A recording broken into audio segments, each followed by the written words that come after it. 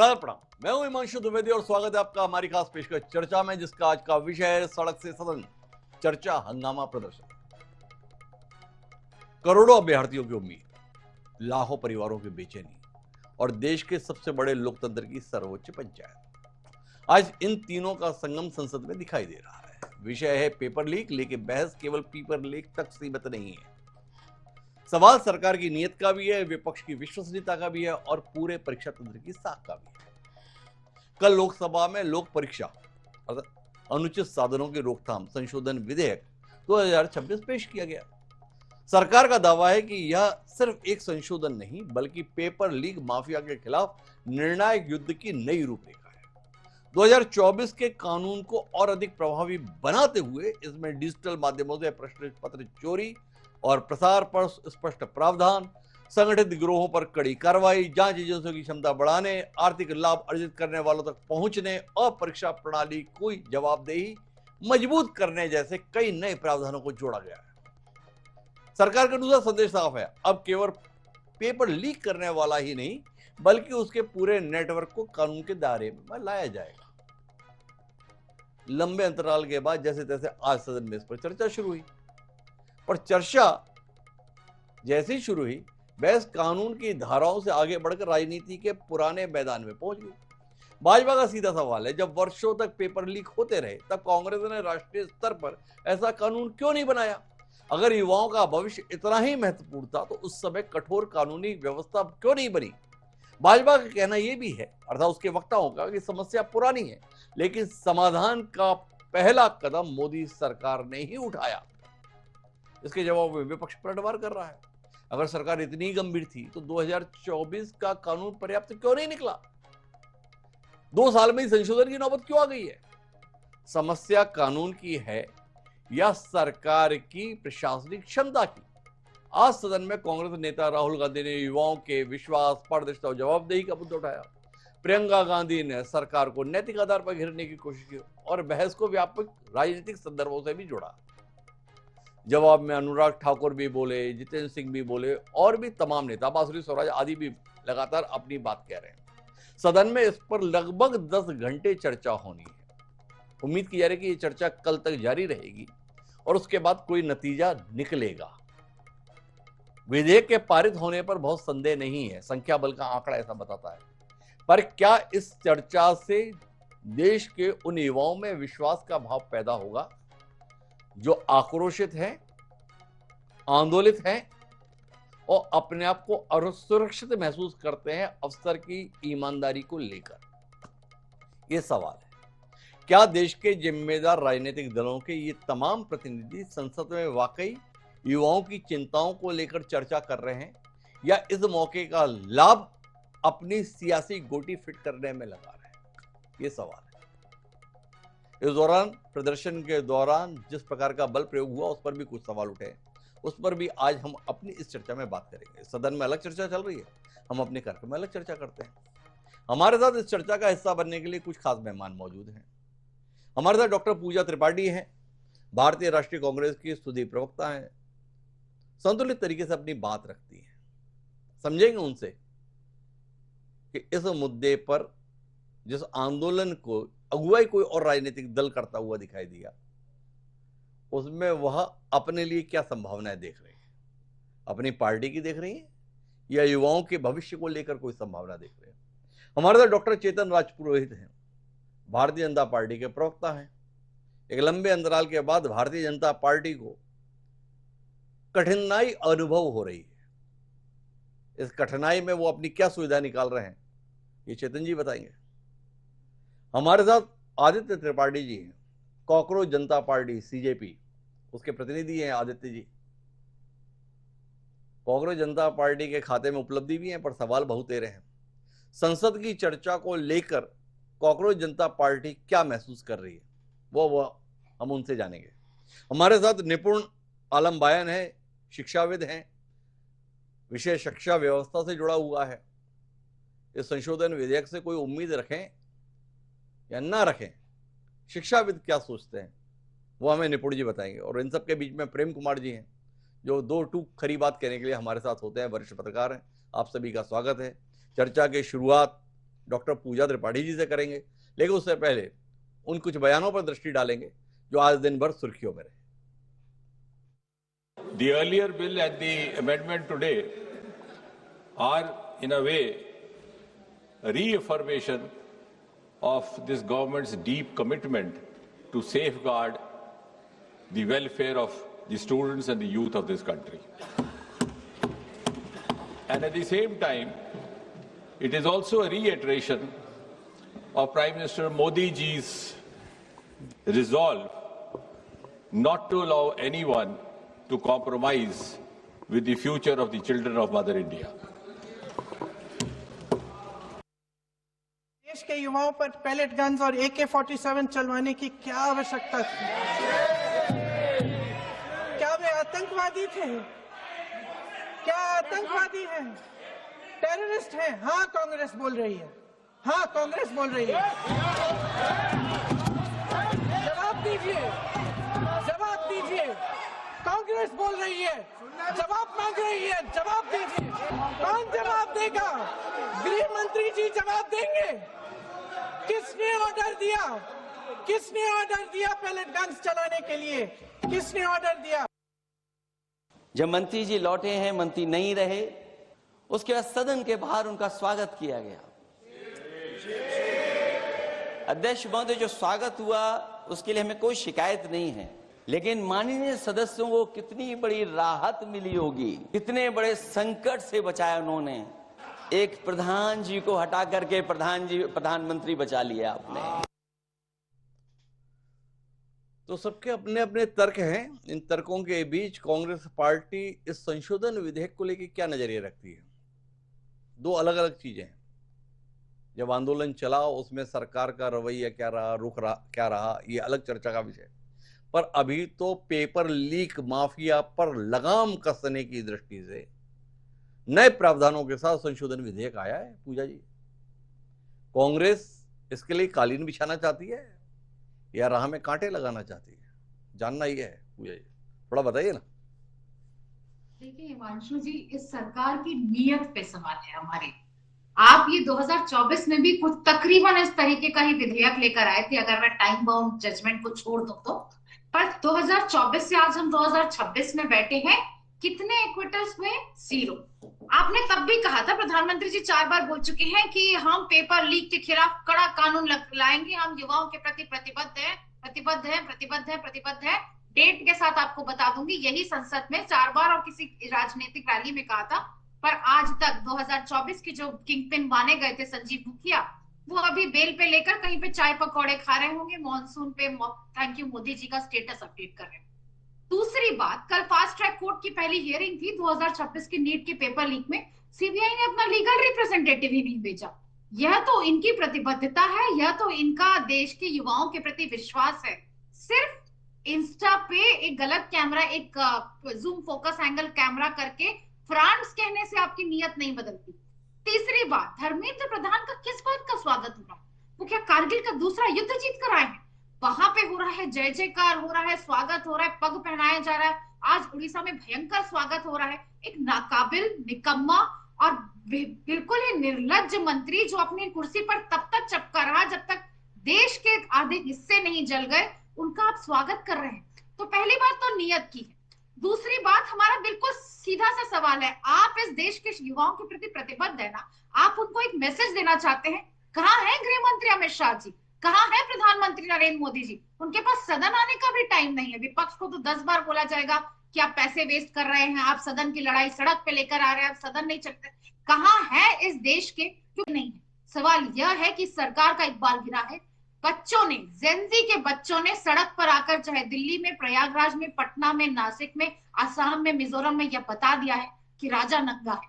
और यही और आज कहाँ है प्रधानमंत्री मोदी? क्यों नहीं वो युवाओं से माफी मांगते? युवाओं के ऊपर पैलेट गन दागी जा रही है जो आतंकवादियों पर दागी जाती है। और युवाओं की क्या डिमांड थी? युवाओं की डिमांड थी नाकाबिल मंत्री अपने पद को छोड़े, जिम्मेदारी तय हो। युवाओं की ये डिमांड थी कि शिक्षा में मूलभूत सुधार हो, 152 पेपर लीक के सर पे ना बैठा रहा है, किसी के सर पे ये ताज ना है।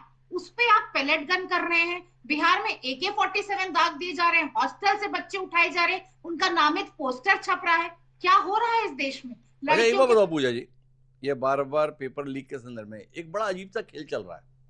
कांग्रेस को मौका मिल रहा है तो कांग्रेस बता रही है कि आपके समय पे देखो इतने पेपर लीक हुए। आपने बताया धर्मेंद्र प्रधान निर्लज अपनी कुर्सी से चपके रहे जब तक कि उनके हटाने के संदर्भ में युवा सड़क पर नहीं आ गए, इतना माहौल नहीं बना दिया। सत्तारूढ़ दल खासतौर पर भाजपा ये बता रही है कि कांग्रेस को जब जब सरकार चलाने का मौका मिला या अभी हाल ही में जिन राज्यों में आपकी सरकार थी वहां पर पेपर लीक हुए, उस समय पर आपने क्या किया? कुछ भी नहीं किया। अभी देश के शिक्षा मंत्री अपने पद पर चिपके रहे, आखिरकार इस्तीफा दे दिए। पर वहां पर क्या हुआ राजस्थान में? राजस्थान में तो सचिन पायलट ही अनशन पर बैठे थे, इसके बावजूद भी किसी सिपाही तक का इस्तीफा ना हुआ।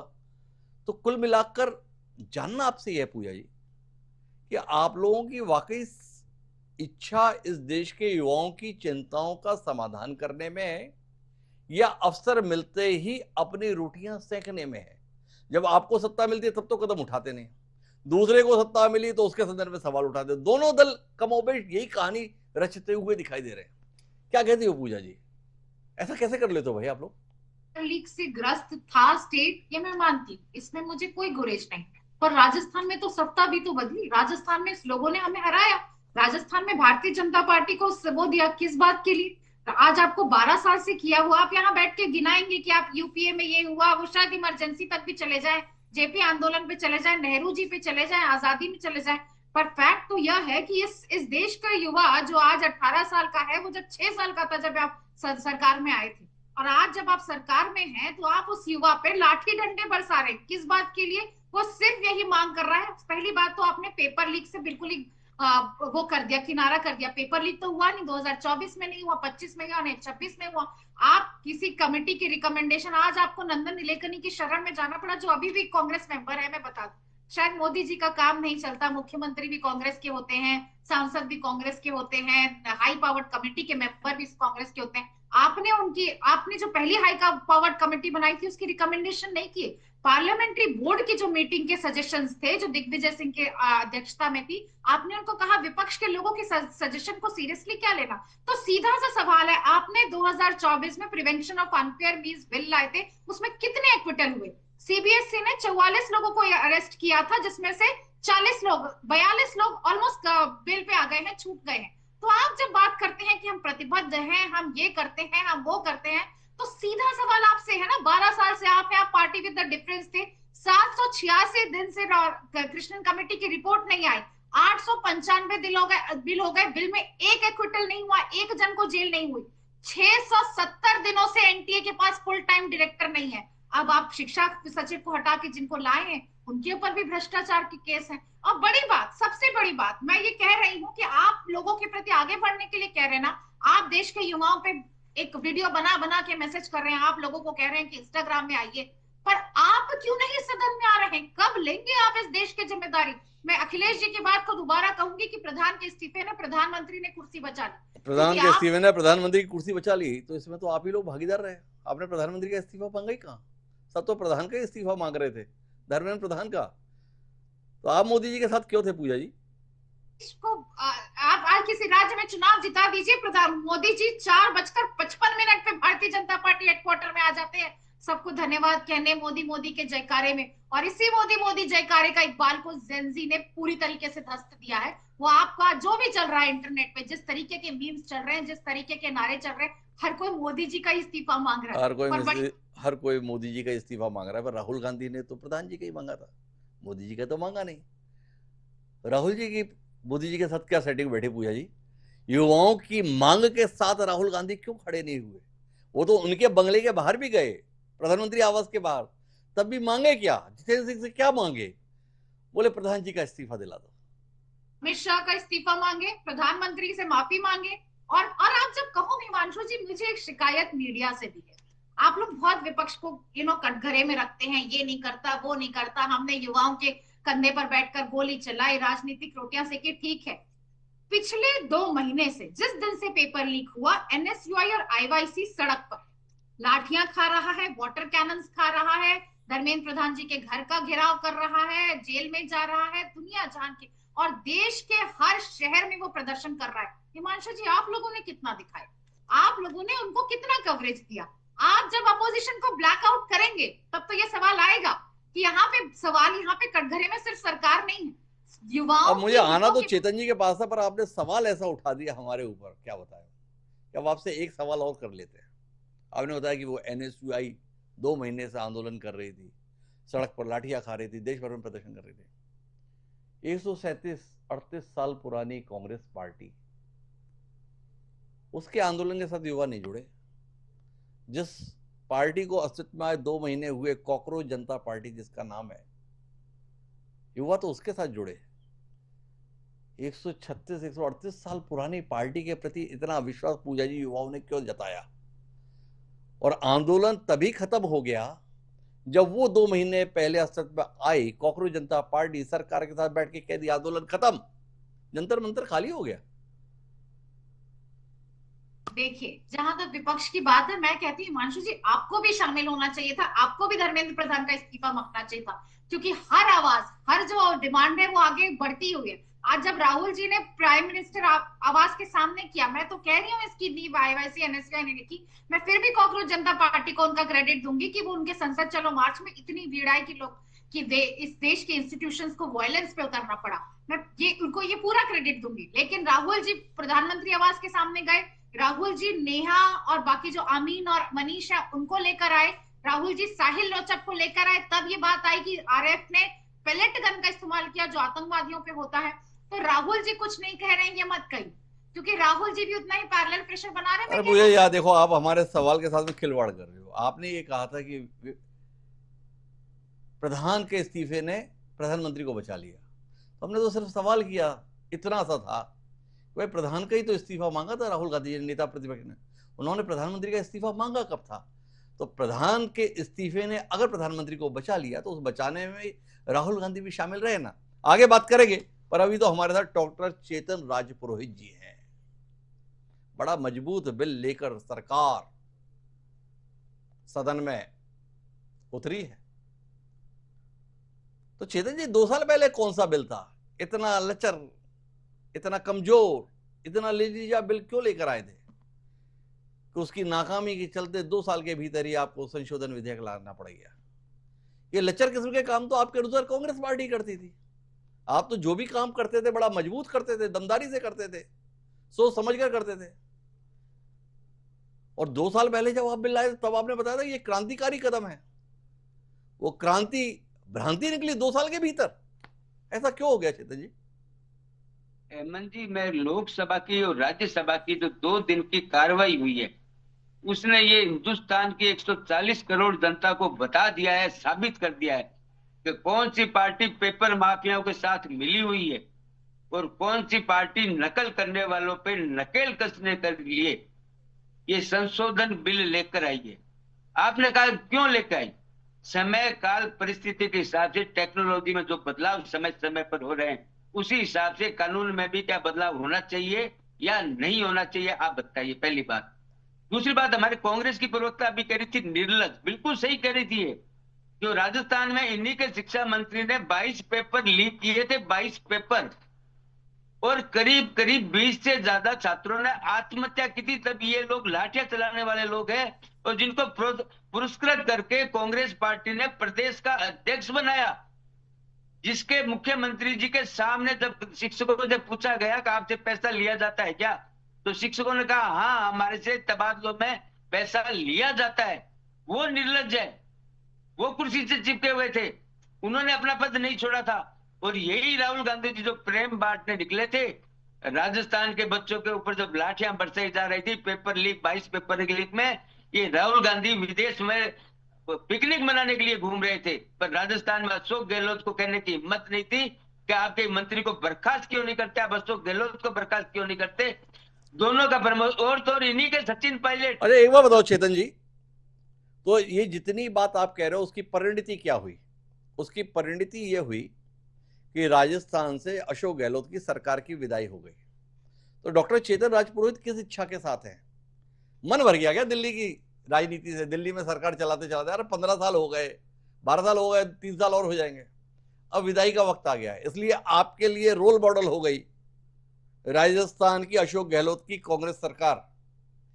उन्होंने पेपर लीक करा, इसलिए आप भी पेपर लीक कराने में दिलचस्पी है। आपने तर्क दिया समय काल परिस्थिति के अनुसार टेक्नोलॉजी में बदलाव आता है, उसके अनुसार संशोधन किया जा रहा है। इतना ही दूर का सोच पा रहे हो भाई? आप तो 2047 की बात करते हो। देश के सम्मानीय प्रधानमंत्री आज जो भी बात करते हैं उसमें बात करते हैं कि 2047 में हमें वहां पहुंचना है। और आप जो विधेयक लेकर आए थे नकल माफिया के खिलाफ बढ़ चढ़कर, वो 2 साल में ढेर हो गया।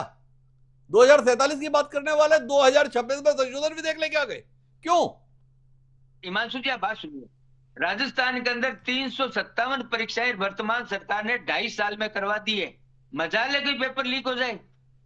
सबसे बड़ी चीज है कानून बनाने के साथ कानून का जमीनी धरातल पर इम्प्लीमेंटेशन वही एजेंसी करेगी जो कांग्रेस राज में थी, जो भारतीय जनता पार्टी की राज में है। फर्क अच्छा क्या अच्छा है? अच्छा, चेतन जी 1 मिनट रुकिएगा। मतलब आपका कहना है कि नरेंद्र मोदी या धर्मेंद्र प्रधान जो सरकार चला रहे हैं उससे बेहतर सरकार, बेहतर प्रशासनिक क्षमता का परिचय भजनलाल शर्मा और दिया कुमारी की सरकार दे रही है।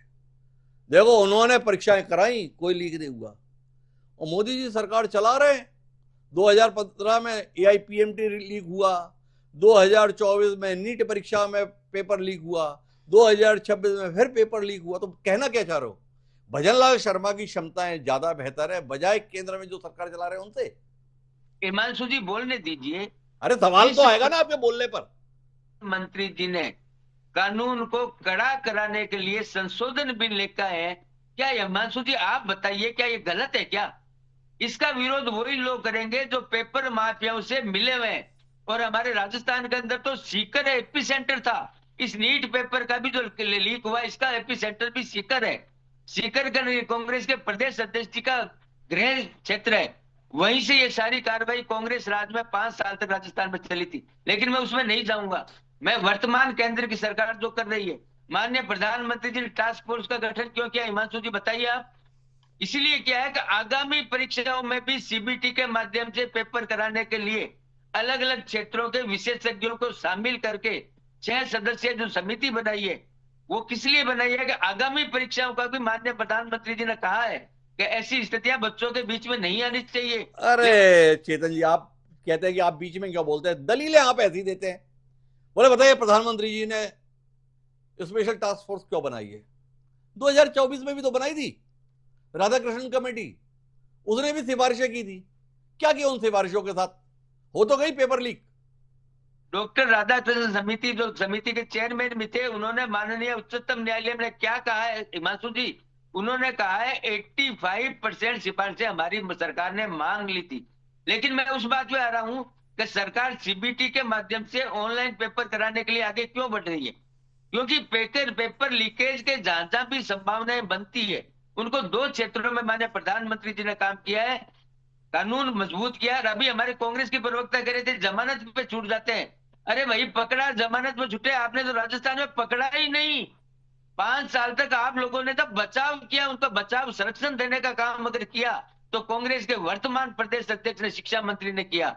लेकिन नहीं बोलेंगे। क्यों नहीं बोलेंगे? कि वहां इनको कुछ मिलने वाला नहीं है। दिल्ली के अंदर छात्रों के आंदोलन का हम समर्थन करते हैं, छात्रों का अधिकार है, वो अपना बोले, अपना प्रदर्शन करे, अपना धरना करे, जो भी लोकतांत्रिक व्यवस्था में अधिकार मिले उसे सरकार के ठीक करना चाहिए। लेकिन जिस प्रकार से कांग्रेस पार्टी ने गिद्ध बन के जैसे लाशों को देखते हैं, वैसे कांग्रेस पार्टी ने इसको अवसर समझते हुए इसको समझा कि हम इसको अवसर के रूप में बुलाएंगे, ये गलत है। कांग्रेस अच्छा, पार्टी के मतलब अगर युवाओं के साथ में देश का मुख्य विपक्षी दल खड़ा हो गया चेतन जी, तो आपको बड़ी परेशानी महसूस हो गई। जब अन्ना हजारे का आंदोलन होता था, स्वामी रामदेव का आंदोलन होता था, उस समय तो बड़ा कूद कूद कर आप लोग साथ में दिखाई देते थे। स्वामी रामदेव जी के साथ में लगातार बैठ के करते रहते थे, उनके माध्यम से अपने मिशन को पूरा करने में उस समय आपको कोई गलत नहीं लगा। अगर कांग्रेस युवाओं के मांगों के साथ खड़ी हो गई तो आपके अनुसार ये बहुत गलत है, अनुचित है। ऐसे अवसर नहीं खोजती है भारतीय जनता पार्टी। भारतीय जनता पार्टी लोक कल्याणकारी काम करके जनता का आशीर्वाद हासिल करती है। राजस्थान में इनको सत्ता से बेदखल किया, केंद्र में 403 से ये 40 पर आए, और ये तो 40 पर आए, ये आप 303 से 240 पे क्यों आए? इनके पास आंदोलन करने के लिए संगठन नहीं है। अरे चेतन जी सवाल पे रहिए। ये तो 40 पर आया आपने बताया, आप 303 से 240 पर क्यों आ गए? ये तो मलाई खाने वाले लोग हैं। 65 साल तक ये मलाई खाई, अभी विपक्ष में नहीं रह सकते। राहुल गांधी जी अभी हमारे प्रधानमंत्री जी के बारे में कह रहे थे कि वो प्रदेश के राष्ट्रीय कार्यालय में जाएंगे, अरे जीतते। चेतन जी, आप क्या है, सवालों के साथ में तो जुड़ने की कोशिश नहीं करते क्योंकि आपके पास शायद उत्तर नहीं है। आपसे फिर पूछ रहा हूं, आपने कांग्रेस के संदर्भ में बोल दिया 40 पर आ गए, हालांकि आज 99 है। आप 303 से 240 में क्यों आ गए? आप तो बोल रहे थे आप 400 पे आओगे। जोश में नहीं आएगा तो राहुल गांधी चुनाव जीतने वाले नहीं है। हमारे प्रधानमंत्री जी चुनाव जीतते हैं। चेतन जी के पास में सवालों का उत्तर नहीं है, उनके पास एक भाषण है, जबकि हमारे पास कार्यक्रम सवाल जवाब का है। तो मैं सीधे चलता हूं आदित्य त्रिपाठी जी के पास। और आदित्य जी, जो संसद में आज चल रहा है, जो चर्चा चल रही है, वो आप लोगों को कितनी संतुष्टि दे रही है? क्या आपको लग रहा है कि देश की सबसे बड़ी पंचायत, जिसे हम संसद कहते हैं, वो आपके मसलों को लेकर संजीदा है? क्या उस बहस में वो गंभीरता आपको महसूस हो रही है? क्या वो विमर्श समाधान की दिशा में बढ़ता हुआ आपको दिखाई दे रहा है? या आपको लग रहा है कि मुद्दा आपका है पर लोग अपनी सुविधाएं उसमें तलाश रहे हैं? हिमांशु जी, आज का मुद्दा मैंने देखा था संसद में। कानून आया, उसके बीच बहुत वाद विवाद भी हुए थे, वो सब देखे थे। लेकिन सीरियसनेस हमारे स्टूडेंट के मुद्दे के लिए हम बहुत सालों से देख रहे हैं। अभी का नहीं, बहुत सालों से कोई नहीं दिख रही थी। तभी आंदोलन हुआ दिल्ली में, जो 20 जून से चालू हुआ और अभी तक चला। स्टूडेंट के मुद्दे के लिए स्टूडेंट की बात कोई करता ही नहीं था इस देश में। बेरोजगारी पे बात नहीं हो रही। मतलब आप अगर हम हर बार स्टूडेंट को बात आके सामने रखनी होगी कि भाई बेरोजगारी पे भी बात करो। क्या मुद्दे हैं? पेपर लीक के मुद्दे। पेपर लीक का मुद्दा 3 महीने पहले नीट के पेपर लीक हुआ, क्यों नहीं इसके बारे में बात हुई? तो अभी भी हमें सीरियसनेस नहीं दिख रही है कि संसद में जो भी बातें हो रही है। हमने धर्मेंद्र प्रधान जी के इस्तीफे के जो मुद्दा सामने रखा, वो सरकार नजरअंदाज कर चुकी थी। अगर हम लोग आंदोलन नहीं करते, सड़क पे नहीं आते, अपनी बातें नहीं रखते, तो ये बात कब की तब गई होती। जैसे बालासोर रेल हादसा और कितने बड़े बड़े हादसे हुए इस देश के अंदर, जो छुपा दिए गए बिना इस्तीफा के हो गए। कितने ऐसे बयान दिए गए जो छुपा दिए गए। तो आज के समय में एक्टिव डेमोक्रेसी में हम लोग को, स्टूडेंट्स को समझ आ गया कि अपने बातें रखने का यही नहीं, तरीका वो तो है। ठीक है आदित्य जी, पर आज संसद में चर्चा चल रही है परीक्षा लीक होने के संदर्भ में संशोधन विधेयक पर, जिसमें सरकार का यह कहना है कि हम बड़े ही कठोर प्रावधानों के साथ इस नए कानून को लेकर आए हैं और इस कानून के लागू होने के साथ में पेपर लीक माफिया पर लगाम लगेगी। तो इन प्रावधानों के प्रति आपका कितना विश्वास है? ये कोशिश सरकार की आपको कितनी जायज लग रही है? सर, एक बात मैं आपको बताऊंगा। जैसा आपके शो में अभी आप बताए 2024 में भी एक कठोर कानून लाए थे, फिर उसको अमेंड करके 2026 में भी बदलाव ला रहे हैं। आप क्या कर रहे हैं? पेपर लीक होगा, उसके बाद हम उन पे एक्शन लेंगे। और वो भी हमें पता है हमारी जुडिशरी सिस्टम कितनी स्लो है कि हमको पता है कह देंगे हम फास्ट ट्रैक है, लेकिन कोई ना कोई लूप होल निकाल के हो जाता है। हमें फर्स्ट प्लेस पे जानना चाहिए कि ये लीक ही क्यों हो रहा है। ऐसे ऐसे लोगों को जिम्मेदारी क्यों सौंपी जाती है जिनका ट्रैक रिकॉर्ड इतना खराब है कि आप उनको उस जगह इतनी वैल्यूएबल पोजीशन पे बैठाते हैं, तो जिसके कारण पेपर लीक होता है। तो अभी एकदम से विश्वास करना तो बहुत मुश्किल है, और विश्वास कहना करना बहुत मुश्किल है, आदित्य त्रिपाठी जी का ये कहना है। पर निपुण आलम बायन जी, आने वाले शिक्षाविद हैं, वो हमारे साथ हैं। निपुण जी, बतौर शिक्षाविद आपकी कोई उम्मीद जाग रही है सरकार के इन संशोधित प्रावधानों से? प्रावधान क्या है, थोड़ा इसमें भी बात कर ले। पुराना कानून था, उसमें 5 साल अधिकतम जेल का प्रावधान था। इस बार कहा गया कि वो अधिकतम जेल 10 साल की होगी। जुर्माना अधिकतम 10 लाख था, वो 50 लाख हो जाएगा। संगठित गिरोह जो होता है, उसकी अधिकतम जेल की अवधि को बढ़ाकर 7 साल कर दिया गया है। परीक्षा में शामिल जो सेवा प्रदाता हैं, लॉजिस्टिक पार्टनर्स हैं, उन पर जुर्माना जो है वो 10 करोड़ रुपए कर दिया गया है। क्या कहते हैं आप? जो लोग ये काम कर रहे थे, ये कानून लागू हो जाने के साथ कांप उठेंगे। अब उनकी हिम्मत नहीं होगी कि ऐसा सोच भी पाए, करना तो दूर की बात है। क्या आपको ऐसी कोई अनुभूति आती है, या आपका मानना है कि जितनी मेहनत पेपर लीक होने पर सजा दिलाने को लेकर है, उससे कहीं ज्यादा मेहनत इस ओर करने की जरूरत है कि पेपर लीक ना हो पाए? जरूरत क्या है देश की? निपुण जी। हिमांशु जी, देखिए, अगर हम रूल ऑफ लॉ को देखते हैं तो रूल ऑफ लॉ में एक नियम है जिसको हम कहते हैं कि मोमेस का सिद्धांत। जी। मोमेस थ्योरी ये कहती है कि अगर कोई लॉ होगा तो उसके लिए दंड का प्रावधान होना जरूरी है, और दंड के प्रावधान को जितना सख्त किया जाएगा उतना ज्यादा संभावना बनती है कि हाँ, उस अपराध में कटौती होगी, कमी होगी। यही बात अर्थशास्त्र में आचार्य चाणक्य भी इस बात को कहते हैं। इसमें कोई दो राय नहीं कि कानून पहले नहीं था, 2024 से पहले आज कानून है और कानून को सख्त बनाया गया, ये भी एक सही बात है। लेकिन मैं मानता हूं इस बात को कि प्रशासनिक कुछ कदम और सख्त उठाए जाने चाहिए। कहीं ना कहीं लूज होल है जिसको हम समझ नहीं पा रहे हैं, देख नहीं पा रहे हैं। हालांकि मैंने पहले भी कहा था कि हमारे पास ऐसी एजेंसीज हैं, जैसे यूपीएससी की हम बात करें, हमने कभी यूपीएससी का पेपर लीक नहीं देखा, यानी कि जो यूनियन पब्लिक सर्विस कमीशन है उसका हमने पेपर लेके कभी कहानी नहीं सुनी। तो क्यों ना उसका मॉडल हम अपनाएं और सभी जो भी परीक्षाएं हैं देश की, उन परीक्षाओं में हम इसको लेके चले। तो मुझे लगता है कि उसका बेनिफिट ज्यादा होगा, लाभ ज्यादा होगा। और दोषियों को सजा को लेकर मैं एक बात से बड़ा संतुष्ट हूं, और वो है आपका कि फास्ट ट्रैक कोर्ट को लेकर। हालांकि फास्ट ट्रैक कोर्ट को लेकर हम देखते हैं कि पहले भी बहुत ज्यादा हम सेटिस्फाइड नहीं हो पाए कुछ चीजों को लेकर, लेकिन सरकार इस बात को संजीदगी से ले रही है। ये बात हमको स्पष्ट होती है कि लॉ बनाने में भूमिका है। लेकिन बात यह है कि जो लेजिस्लेचर से हुआ एग्जीक्यूटिव जो कदम है, मुझे लगता है उसमें ज्यादा हमको लेना पड़ेगा, यानी कि प्रशासन के स्तर पर कैसे सुधार सके, इसको लेकर देखना होगा। और मुझे लगता है कहीं ना कहीं अगर गवर्नमेंट प्रशासनिक महकमे को ज्यादा टाइट करती है, सख्त करती है, उनको पनिश करती है, जैसे हमने एनडीए में देखा भी, एकदम से 47 लोगों को हटाया गया, तो ये एक अच्छी पहल मैं इसको बोल सकता हूँ।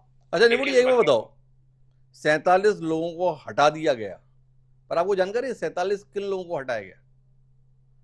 कॉन्ट्रेक्चुअल कर्मचारी को हटा दिया गया, संविदा, जिनकी हटाने के संदर्भ में कोई बहुत ज्यादा नियम प्रक्रिया की जरूरत नहीं है, 1 महीने के नोटिस पे आप कभी भी हटा सकते हैं। पर एनटीए बड़ा सोच समझकर बनाई गई ऑर्गेनाइजेशन, नेशनल टेस्ट एजेंसी, जिसके ऊपर जिम्मेदारी है सभी महत्वपूर्ण परीक्षाओं को संचालित करने की, उसके सेटअप के अंदर कुल 24 स्थायी कर्मचारी दिए हैं हमने, बाकी सब ठेके के भरोसे है। कॉन्ट्रैक्ट को हिंदी में अनुबंध आधारित, ठेका आधारित। क्या मानते हो कि ये हमारी संजीदगी को दर्शाता है? जिनके ऊपर जिम्मेदारी है देश की प्रतिभाओं को खोज निकालने की और उन्हें अवसर उपलब्ध कराने की, वो उस एजेंसी का पूरा सेटअप ठेके के कर्मचारियों के भरोसे है। कितना उचित मानते हैं निपुण जी आप? देखिए, मैंने खुद ही कहा कि आवश्यकता है मैकेनिज्म में चेंज करने की। जैसे हमने यूपीएससी का एग्जाम्पल देखा, वहां की स्थिति अलग है, और जब हम कॉन्ट्रेक्चुअल लेंगे तो वो खुद अनिश्चितताओं के दौर में रहते हैं कि भाई हम कब हट जाएं, कब हमको जाना पड़े। तो वो जो मौके का लाभ उठाने का प्रयास करते हैं, लेकिन स्थायी कर्मचारी का ये रहता है, जब आईएएस अधिकारी है किसी भी एजेंसी के अंदर, तो उनको रहता है कि हमारी एक क्रेडिबिलिटी है और एक लंबे समय तक हमको सर्विस देनी है। तो उनका काम करने का तरीका अलग होता है, कॉन्ट्रेक्चुअल काम करने का तरीका अलग होता है। उनको मौका लगता है 2 साल 3 साल के लिए, तो उसे ज्यादा से ज्यादा बेनिफिट उठाने का प्रयास करते हैं। इसमें कोई दो राय नहीं है। मैं वही बात कहूंगा कि मैकेनिज्म को और दुरुस्त किया जाए, और उस दुरुस्ती के माध्यम से ही हम मान के चलेंगे कि ये चीजें दूर होंगी। नहीं तो कहीं ना कहीं लूज होल रहेंगे और वो चीजें आपके सामने इस प्रकार की चीजें आती रहेंगी। मैकेनिज्म को ठीक किया जाए, इस पर निपुण जी का जोर है। पर अब मैं आता हूं प्रेम कुमार जी के पास। क्या कहते हैं प्रेम कुमार जी? जो मसला पिछले 2 हफ्ते से, आंदोलन भले ही 1.5 महीने से चल रहा हो, पर 2 हफ्ते से सुर्खियों में है, उसका समाधान सकारात्मक दिशा में जा रहा है या सारी कोशिश आई वॉश की चल रही है? परीक्षा संशोधन विधेयक पर चर्चा के दौरान क्या अनुभूति बतौर पत्रकार आपके जहन में आई? सरकार संजीदा है, सरकार गंभीर है, सरकार दोषियों को खुला न छोड़ने के प्रति प्रतिबद्ध है, या कुल मिलाकर अभी संकट आया है, इस संकट को टालना है और टालने के लिए कुछ करके दिखाना है, तो एक स्पेशल टास्क फोर्स बना दिए, एक संशोधन विधेयक ला दिए, और क्या करे सरकार? जी शुक्रिया हिमांशु जी। और देखिए, जिस तरह से छात्रों ने रिएक्ट किया है एजुकेशन सिस्टम को लेकर के, अकाउंटेबिलिटी को लेकर के और पेपर लीक को लेकर के, ये अभूतपूर्व है। इससे पहले इस तरह का प्रेशर दिखा नहीं था। तो जाहिर बात है कि अपोजिशन के लिए भी ये अवसर है कि इस असंतोष को वो राजनीतिक रूप से आवाज दे, और अपोजिशन वो कर रहा है। तो इसमें जो सारा दबाव है सत्ता पक्ष पर है कि सत्ता पक्ष कैसे इस स्थिति का सामना करे। तो वो और कठोर कानून बोलकर वो सामने ला रही हैं। और इसके अलावा धर्मेंद्र प्रधान का इस्तीफा हो गया, नए शिक्षा मंत्री आए, अब वो स्वयं मुद्दा आज बन चुके हैं और आने वाले समय में बनेंगे, क्योंकि राजनीतिक रूप से कांग्रेस ने उनको उठा लिया है एक मुद्दे के तौर पर। अभी राहुल गांधी ने थोड़ी देर में बताया भी है, ये एक्स पर पोस्ट भी किया है कि ये शिक्षा मंत्री छात्रों को स्वीकार्य नहीं है। तो बहरहाल वो एक मुद्दा फिर से बनने वाला है। तो इसमें देख ये रहा है कि कैसे इस स्थिति से निपटे हम, लेकिन जो चीजें लेकर क्योर के तौर पर सरकार आ रही है वो चर्चा का विषय बनी हुई। एक तो ये कि जो कानून है वो पिछले कानून से किस मायने में बेहतर है, जो संशोधन है वो क्या है, सिवाय इसके कि सजा ज्यादा कर दी जाए, जबकि पिछले बार के कानून से किसी को आज तक सजा ही नहीं मिली। तो वो कानून फेल हुआ ये तो साबित ही नहीं हुआ। आपने कानून के इम्प्लीमेंटेशन को नहीं किया, इम्प्लीमेंटेशन पार्ट को लागू नहीं किया और एक नया कानून लेकर के आ रहे हैं, तो बात वहीं पर रह जाती है। कानून के क्वांटम ऑफ पनिशमेंट इधर उधर होने से कुछ बात बन जाए वो तब होता है जब किसी को पनिशमेंट मिला होता है। नहीं, इसमें एक बड़ा अंतर है प्रेम कुमार जी। इस बार जो कानून है उसमें फास्ट ट्रैक कोर्ट के माध्यम से निर्णय के संदर्भ में 5 माह की अवधि तय हो रही है। अगर इस मामले में कोई आरोपी हुआ तो वो दोषी है कि नहीं है इसका फैसला 5 महीने के भीतर होना और उसके आधार पर सजा का निर्धारण होना। इसको आप क्या मानते हैं? अभी तो हमें पूजा त्रिपाठी जी बताई थी कि संजीव मुखिया पिछली बार जिसके ऊपर आरोप है पेपर लीक के संदर्भ में अभी भी जमानत पे घूम रहा है, पर अब पूजा जी को यह अवसर नहीं रहेगा भाई, या तो वो पूरी तरीके से दोष मुक्त होकर घूमेगा या जेल के भीतर रहेगा, क्योंकि कानून ऐसा बोलता है। उसमें प्रावधान ही है कि आपको 5 महीने के अंदर जांच और पूरी प्रक्रिया सुनवाई करके निर्णय तक पहुंचना है, गुण दोष के आधार पर। दोषी ठहराना नहीं, दोषी है या नहीं है यह निर्णय करना है। क्या कहते हो प्रेम कुमार जी? देखिए, जब फास्ट कोर्ट बनता है, ट्रायल कोर्ट, तो उससे उम्मीद रहती है कि न्याय पहले दिन ही केस की सुनवाई नहीं हुई और वो टल करके 2 या 3 अगस्त को हो गई, तो कोई रुख में बदलाव तो देख नहीं रहा है। फिर भी हम ये नहीं मानते कि ये स्टेप गलत है, स्टेप सही है, स्वागत योग्य है कि ट्रायल कोर्ट में और स्पीडी ट्रायल हो और चीजें पकड़े जाए जो कल्प्रेट हैं। पर इस पूरे मसले में जो बात जिस पर सरकार चुप है वो है कि छात्रों से जो ज्यादती और ज्यादती के तौर तरीके दिखे उस पर कुछ बोल ही नहीं रही है सरकार। भाई, पैलेट गन कैसे चलेगा हमारे छात्रों पर, या AK-47 कैसे चलेगा, या जो छात्राओं से बर्बरता हुई वो उस पर पूरी खामोशी है। तो ये खामोशी, आप चाहे जितना भी राजनीतिक रूप से कठोर निर्णय ले ले, भरोसा दे दे, इस विषय पर अगर खामोशी नहीं है, इसका मतलब है कि छात्रों को भविष्य में भी आवाज उठाने की जो आजादी आज है वो बनी रहेगी कि नहीं, कि पैलेट गन का ही सामना करना पड़ेगा। पैलेट गन का ही सामना करना पड़ेगा। प्रेम कुमार जी का ये सवाल है, तो पूजा त्रिपाठी जी के पास चलते हैं। विपक्ष अपनी रणनीति से बार बार पलट क्यों जाता है? आप तो स्थगन प्रस्ताव के तहत चर्चा चाहते थे, राज्यसभा में 267 नियम के तहत चर्चा चाहते थे, आप संशोधन विधेयक पर चर्चा के लिए तैयार क्यों हो गए पूजा जी? आप अमित शाह का अचानक स्टेटमेंट मांगने लगे। सरकार तो सहमत हो गई थी पहले कि पेपर लीक मसले पर एक स्थगन प्रस्ताव के तहत चर्चा करेंगे। स्थगन पर चर्चा होती तो इन सारे मुद्दों पर चर्चा होती। कहां चूक गए? हम सरकार की मक्कारी सामने लाना चाहते हैं। मैं फिर से पूछती हूँ जी, आज, और हमने कोई गोल पोस्ट नहीं बदला। पहले दिन जब PM ऑफिस के सामने से प्रेस कॉन्फ्रेंसेस लिया, 10 जनपद से लिया, साहिल लोचक को लाके बैलेट गन इंजुरी दिया, RML के सामने से प्रेस कॉन्फ्रेंस लिया, तो बार बार यही बात हुई कि सरकार इन छात्रों पर जो बर्बरतापूर्ण व्यवहार हुआ है, जब दिल्ली पुलिस को ये आदेश किसने दिए किसने आदेश दिया डीसीपी लांबा को एक महिला को थप्पड़ मारने का, एक महिला के पिछवाड़े में डंडा डालने का? किसने आदेश दिया पैलेट गन का? किसने आदेश दिया AK-47 का? और किसने आदेश दिया राइट कंट्रोल की रूल बुक को नहीं फॉलो करने का? आप वाटर कैनन नहीं मार रहे हैं, इलेक्ट्रिक करंट वाले बैरिकेड्स लगा रहे हैं। तो यह बात उस दिन भी हमने कही थी और आज भी कही थी, पर हम सरकार की मक्कारी दिखाना चाहते हैं। ये बहुत प्रोजेक्ट करते हैं ना कि विपक्ष सदन में चर्चा नहीं करता। आइए हम चर्चा करेंगे। फिर मेरा सवाल है कि गृह मंत्री अमित शाह, जिनके निर्देशों पे ये सारा कार्यवाही हुई है, और प्रधानमंत्री मोदी जी जो इंस्टाग्राम रील बना रहे हैं, कहाँ है वो? क्यों वो सदन से भाग रहे हैं जब लोकतंत्र सबसे बड़ी पंचायत है सदन, और यहाँ आपको सवाल के जवाब देने पड़े। दूसरी बात, आपके शो में अभी भारतीय जनता पार्टी की प्रवक्ता बोल रहे थे हम इम्प्लीमेंटेशन करते हैं, हम इम्प्लीमेंटेशन करते हैं।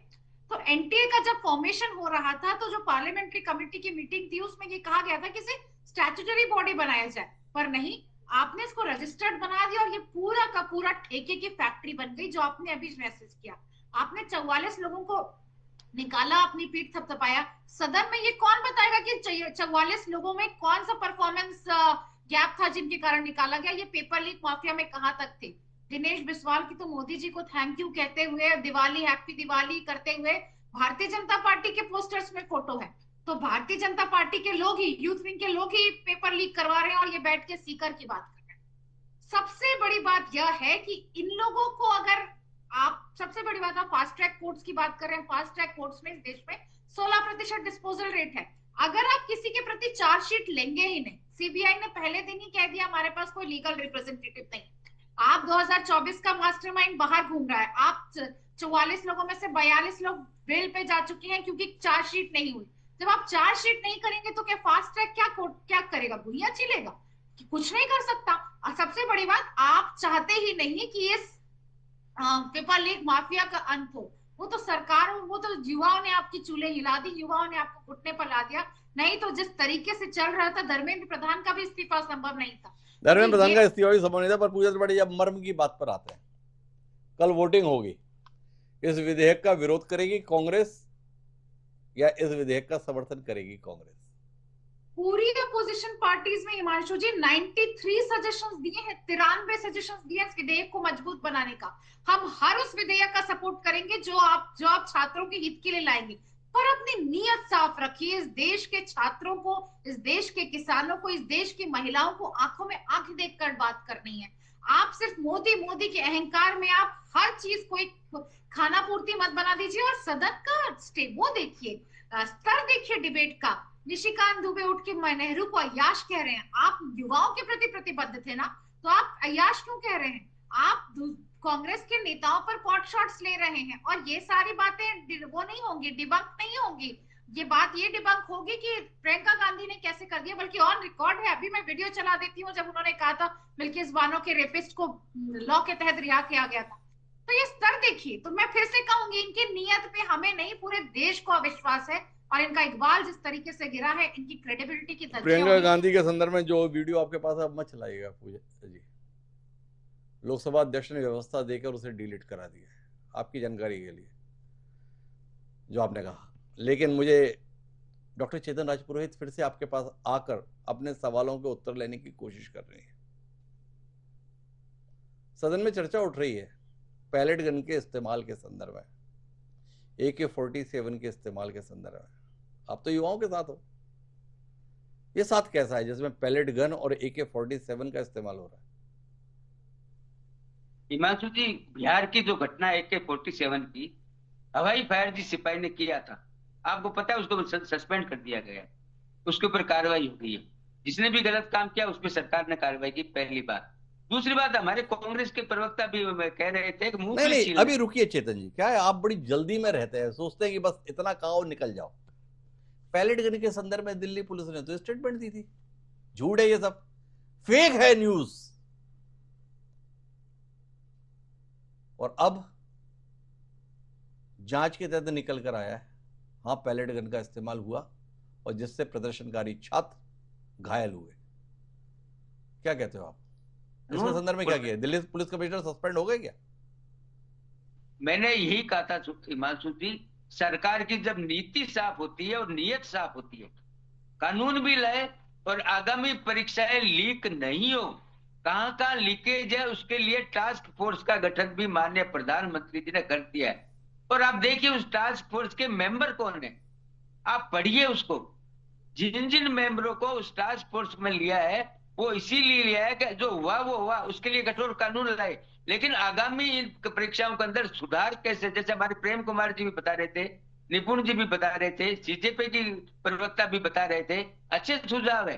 पर कांग्रेस पार्टी की विचित्र स्थिति यह है कि विधानसभा हो चाहे लोकसभा हो चाहे राज्यसभा हो, ना तो ये सुझाव देते हैं, ये एक ही काम करते हैं, राहुल गांधी की पर्ची जब आती है लोकसभा में और राज्यसभा में तो बहिष्कार करने का काम करते हैं। और तो इनको ये भी पता नहीं होता है कि मुद्दा क्या है, किस मुद्दे पर हम बहिष्कार कर रहे हैं, क्योंकि इनको तो पर्ची का पालन करना है, राहुल गांधी जी की पर्ची का। अच्छा चेतन जी, एक मिनट, आप तो बहुत गंभीर हैं ना, और छात्र तो आपके लिए सबसे महत्वपूर्ण है, युवाओं से महत्वपूर्ण तो आपके लिए कुछ भी नहीं है।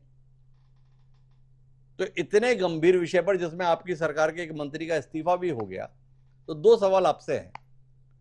जिस मंत्री को इस्तीफा देना पड़ा उसका इतना स्वागत करने की कौन सी जरूरत आन पड़ी? उन्होंने क्या उपलब्धि हासिल की जिसके तहत उनका अभिनंदन आपके द्वारा संसद परिसर में किया गया? एक सवाल। दूसरा यह कि अगर वाकई आप लोग इस मसले पर गंभीर हैं, ये विधेयक बहुत गंभीरता से लाए हैं, तो पूजा त्रिपाठी जी लगातार सवाल कर रही हैं कि ऐसे गंभीर मसले पर देश की सबसे बड़ी पंचायत में चर्चा है और उस चर्चा के दौरान भाजपा के दोनों शीर्षस्थ नेता अर्थात सम्माननीय प्रधानमंत्री नरेंद्र मोदी और देश के सम्माननीय गृह मंत्री अमित शाह गैर मौजूद क्यों हैं? चेतन जी रोशनी दे पाएंगे दोनों सवालों के संदर्भ में, धर्मेंद्र प्रधान के सम्मान पर और अपने दो वरिष्ठ नेता, सर्वोच्च नेताओं की सदन से अनुपस्थिति पर? प्रधानमंत्री जी तय करेंगे सरकार के अंदर मंत्री कौन रहेगा। राहुल गांधी अगर एक्स पे पोस्ट कर देते हैं कि प्रहलाद जोशी हमें स्वीकार नहीं है, भारत की 140 करोड़ जनता को स्वीकार है, राहुल गांधी को हो या मत, इससे कोई फर्क नहीं पड़ता है। भारत की 140 करोड़ जनता ने सरकार बनाई है, राहुल गांधी जी की कोई आशीर्वाद से या कोई उससे नहीं बनी है। राहुल गांधी जी को जनता ने बोरिया बिस्तर बोल करके घर बैठा दिया है और उनको इसी लायक छोड़ दिया है कि आप सड़क बताओ चेतन जी, ये धर्मेंद्र प्रधान का बोरिया बिस्तर किसने बंद किया? जनता के मुद्दे कांग्रेस पार्टी उठाती नहीं है। चेतन राजपुरोहित जी, धर्मेंद्र प्रधान का बोरिया बिस्तर किसके द्वारा गोल किया गया? अच्छे सुझाव देती तो मानता मैं कांग्रेस। चेतन जी आवाज सुन पा रहे? बिल्कुल सुन पा रहा हूं। तो मेरा सवाल है, राहुल गांधी का बोरिया बिस्तर देश की जनता ने बंद कर दिया आपके अनुसार, ये धर्मेंद्र प्रधान का बोरिया बिस्तर किसने गोल किया? धर्मेंद्र प्रधान जी ने पूरे अपने स्टेटमेंट दिया है, मीडिया को भी भेजा है। उन्होंने कहा कि लोकतंत्र के अंदर बच्चों ने जो प्रश्न खड़ा किया है उससे मेरी भावनाएं आहत हुई है, मेरा मन दुखी हुआ है। बच्चों के जो 2 महीने तक बच्चे जंतर मंतर पर बैठे हैं, इसलिए उन्होंने नैतिकता के आधार पर नहीं नैतिकता मानी। लेकिन आप उनसे पूछिए ना, राजस्थान के अंदर 22 पेपर लीक करने वाला शिक्षा मंत्री। चेतन राजपुरोहित जी के पास में हमारे सवालों के उत्तर तो रहते नहीं, वो केवल भाषण देने की कोशिश कर रहे हैं। जबकि चेतन जी आप एक ऐसे राजनीतिक दल से जुड़े हुए हैं जो तर्क के आधार पर ही जनमानस को अपने साथ जोड़ने का इतिहास रखती है। पता नहीं आपको इन सवालों से परहेज क्या है? पूजा त्रिपाठी जी को हस्तक्षेप कर, एक बार पूजा त्रिपाठी जी का हस्तक्षेप लेते हैं। जी पूजा जी। मैं चेतन राजपुरोहित जी को बोलना चाहती हूँ कि कुछ तो शर्म करिए, कुछ तो शर्म करिए और संविधान पढ़कर आइए। आर्टिकल 75(3) में लिखा हुआ है कि प्रधानमंत्री और उनके council of ministers, Amit Shah ji included, इस देश के लोकसभा के प्रति दायित्व है। लोकसभा इस देश के 140 करोड़ लोगों के प्रति दायित्व है। राहुल गांधी के लिए मत आइए, पर देश की संस्था के लिए, देश के लोकतंत्र के लिए आप पिकनिक मनाने नहीं आ सकते संसद में। आपको ये पढ़ना चाहिए कि आर्टिकल 75(3) में प्रधानमंत्री फर्स्ट अमंग द इक्वल्स है और उनकी जिम्मेदारी बनती है लोकसभा में आने की। वो सिर्फ जय जयकार मोदी के लिए नहीं आ सकते हैं। और यह बोलने में आपको भी शर्म आनी चाहिए कि वो राहुल गांधी के कहने पर नहीं आएंगे। अरे देश के कहने पर तो आइए, देश का इकबाल तो रखिए, क्योंकि आप देश के प्रधान हैं, वो मेरे भी प्रधान है, आपके प्रधान है, और वो सदन से ही गायब है। और वह यहाँ पर बैठ के उनके भारतीय जनता पार्टी के प्रवक्ता कह रहे हैं कि वो राहुल गांधी के कहने पर नहीं आएंगे। बेशर्मी मतलब हद दर्जे की। सिर्फ धर्मेंद्र प्रधान नहीं, पूरे के पूरे काउंसिल ऑफ मिनिस्टर्स और यहाँ के सारे प्रवक्ता भी उतने ही बेशर्म हैं, क्योंकि ये कह रहे हैं कि प्रधानमंत्री की तो कोई बार जिम्मेदारी। बार बेशर्म कहने से पूजा त्रिपाठी जी कौन से कार्यक्रम की गरिमा बढ़ जाएगी? आप तो एक विवेकवान विदुषी प्रवक्ता हैं, बार बार ऐसे शब्द, एक बार आवेश में निकला हुआ शब्द तो समझ में आता है, पर आप जैसी विदुषी महिला भी इस शब्द का प्रयोग निरंतर करें, मुझे लगता है आपको विचार करना चाहिए पूजा जी। आप कम से कम ये पहचान नहीं रखती। नाराजगी आपकी ठीक है, पर इतना भी क्या नाराज हो जाना, क्या आप जैसा विदुषी प्रवक्ता भी शब्द की मर्यादा के साथ में खिलवाड़ करने में लग जाए। पर बहरहाल मैं एक बार फिर आदित्य आपके पास में आना चाहता हूं और आदित्य जी आपसे जानना चाहता हूं, सदन में चर्चा के तहत पैलेट और AK-47 पर तो हो रही है, पर जो समझौता हुआ था उसमें छात्रों के खिलाफ मुकदमे वापस लेने का भी मसला था, जो मामले दर्ज हुए, उसकी क्या स्थिति है, थोड़ा हम जानना चाहेंगे। जी सर, हमारे अभी बहुत सी खबरें आ रही थी कि बहुत से लोगों को दिल्ली पुलिस डिटेन कर रही है, को जज के सामने ही पेश किया जा रहा है और जज उन्हें मोस्टली को अभी रिहा हो चुके हैं, बहुत सौ के केसेस वापस भी हो चुके हैं, अभी पूरे हुए नहीं लेकिन ऑन दी प्रोसेस है विड्रॉ होने के। और जुनैद जो है उनके खिलाफ भी आपने देखा था, नेट पे चल रहा था, जो पानी देते थे उनके खिलाफ भी सरकार कुछ कार्रवाई, लेकिन वो भी स्टेल स्टेट पे। लेकिन अब एक आपने जो पैलेट गन और AK-47 की बात की थी, तो हमारी एक वेबसाइट जल्दी CJP की लॉन्च होने वाली है, जिसमें दिल्ली पुलिस, RAF, CRPF जो जो भी लोग लाइन ऑफ ड्यूटी में थे, जिनने हमारे बहनों के साथ, लोगों के साथ बर्बरता की, हाथ तोड़े, पांव तोड़े, सिर फोड़ा, कित्तों को घायल कर रहा है, जो आज भी RML हॉस्पिटल में एडमिट है। हम एक वेबसाइट लॉन्च करेंगे और हमारे जो फुटेज पड़े थे हमारे, उसके आधार वो उधर सबमिट करेंगे हमारे लोग, और उसके बाद हम आगे उन पे FIR भी चाहेंगे और आगे उन पे कार्रवाई भी होगी। मेरा यही सवाल रहेगा सरकार से कि जिन हमारे पास फुटेज है जो कि रियल है, किस तरीके से पुलिस वालों ने हमारी बहनों को लपड़ मारा है, और भी बहुत गलत गलत चीजें की जो मैं बोल नहीं सकता। तो उसके संदर्भ में हम लगातार कार्रवाई करेंगे। पर निपुण जी आपसे जानना चाहते हैं, हमें चेतन जी बता रहे थे कि अब हम ऑनलाइन परीक्षा पर जाने वाले हैं, बतौर शिक्षाविद ऑनलाइन कितना बड़ा समाधान है भाई। जब से तकनीक आई है तब से साइबर अपराधों की भी जबरदस्त संख्या बढ़ती जा रही है, तो कोई रामबाण है कि अगर ऑनलाइन करेंगे तो कोई गड़बड़ नहीं होगी, या आपका मानना है कि ऑनलाइन एक नई किस्म की चुनौती होगी, उसमें खिलवाड़ की नई गुंजाइश होगी, या ऑनलाइन के संदर्भ में आपका अनुभव बोलता है कि ऑनलाइन कर दो अब कोई दिक्कत नहीं है? नहीं, ऑनलाइन कोई विकल्प नहीं है। हमने तो कई परीक्षाएं जो ऑनलाइन भी होती हैं उसको भी देखा है हमने, दिक्कत होते हुए, इशू होते हुए। तो ऑनलाइन परीक्षा को मैं एक विकल्प नहीं मानता हूँ, और ऑनलाइन की अपनी चुनौतियां हैं, जैसे आपने खुद कहा, साइबर सिक्योरिटी तो एक बहुत बड़ा मुद्दा है, और कल को उसके लेकर बहुत सारे इश्यूज क्रिएट होंगे।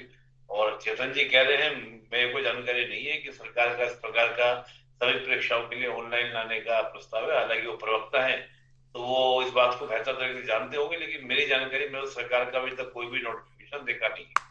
मैं तो एक ही बात कहूंगा बार बार, हिमांशु जी, हमारे पास कई ऐसी एजेंसी हैं, जैसे मैंने आपको UPSC का एग्जाम दिया, UPSC कई सारे एग्जाम लेते हैं, केवल सिविल सर्वेंट का ही नहीं, बल्कि CDS का एग्जाम है, NDA का एग्जाम है, और भी कई सारे एग्जाम UPSC लेता है। तो जब UPSC हमारे पास में एक सफल मॉडल है, कई स्टेट की जो आयोग है उनके थ्रू हमने देखा है कि बहुत अच्छे से एग्जाम कंडक्ट करते हैं, कभी इस तरह की कोई बात नहीं, पेपर लीक हो जाना।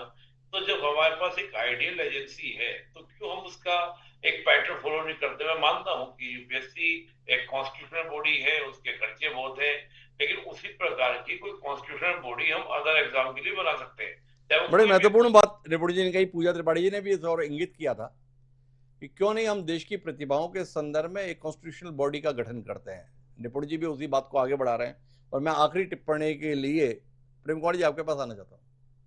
हम सब संसद को बड़ी गंभीरता से लेते हैं, पर संसद के दो बड़े महत्वपूर्ण चेहरे हैं, खासतौर पर लोकसभा के संदर्भ में, एक सत्ता पक्ष के प्रमुख, एक विपक्ष के प्रमुख, एक प्रधानमंत्री के तौर पर, दूसरे नेता प्रतिपक्ष के तौर पर। दोनों के संदर्भ में आक्षेप यह रहता है कि वो गंभीरता से नहीं लेते सदन को। जो सदन के मुख्य चेहरे हैं उनके संदर्भ में आरोप रहता है कि वो गंभीरता से नहीं लेते, तो फिर देश को क्या पड़ी है कि वो इस संसद को गंभीरता से ले? प्रेम कुमार जी क्या कहते हो आप? देखिए, मुझे लगता है कि दोनों को ही सदन को लेकर के एक बनानी चाहिए कि एक ऐसी परंपरा बने कि कम से कम जिसमें बेहतर और बेहतर तरीके से बातचीत और चर्चा हो सके। लेकिन होता क्या है कि इसमें हम एक बात भूल जाते हैं कि जब चर्चा करने में किसी विषय पर एक पक्ष की अनिच्छा रहती है, तो उस विषय को कैसे देश के फलक पर चर्चा में लाया जाए, इसके लिए भी हंगामा और गतिरोध, ये सब रास्ते लोकतांत्रिक ही हैं। लेकिन हम उसको लोकतांत्रिक न मान करके काम में बाधा के तौर पर देखते हैं। आज का ही उदाहरण लीजिए, जब प्रहलाद जोशी जी के बारे में प्रियंका गांधी ने जब कहा, तो उनको रोकने टोकने के लिए सब खड़े हो गए। प्रियंका गांधी फिर बैक हो गई, अपने विषय पर चली गई। लेकिन ये विषय तो बड़ा हो गया, और बाद में जब राहुल गांधी ने उस विषय को रखा बाहर कि एक व्यक्ति जो रेपिस्ट के समर्थन में हो, वो शिक्षा मंत्री के रूप में भारतीय महिलाओं को कैसे स्वीकारे हो, तो मुद्दा को बड़ा बनाने के लिए भी सदन का इस्तेमाल होता है। ये भी एक बात है।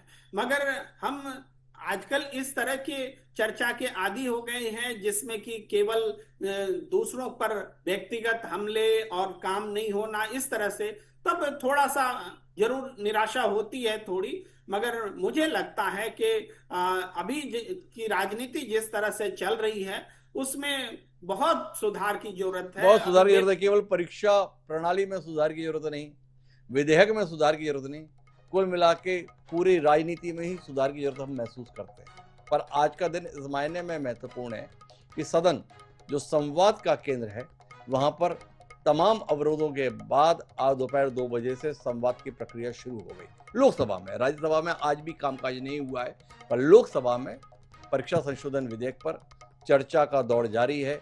पक्ष प्रतिपक्ष अपने अपने तरीके से दलीलें दे रहे हैं, उन मुद्दों पर संवाद कर रहे हैं जिस पर देश इस समय संवाद चाहता है। इस संवाद का नतीजा क्या देश की भावनाओं के अनुरूप निकलेगा, इसका पता आगे चलेगा। लेकिन हम इस बात की जरूर सराहना करते हैं कि संवाद शुरू तो हुआ, संवाद है तो समाधान भी निकलेगा। आप सभी मेहमानों का बहुत बहुत धन्यवाद हमारे साथ इस चर्चा का हिस्सा बनने के लिए। आज के इस कार्यक्रम में इतना ही, दीजिए मुझे सादर प्रणाम।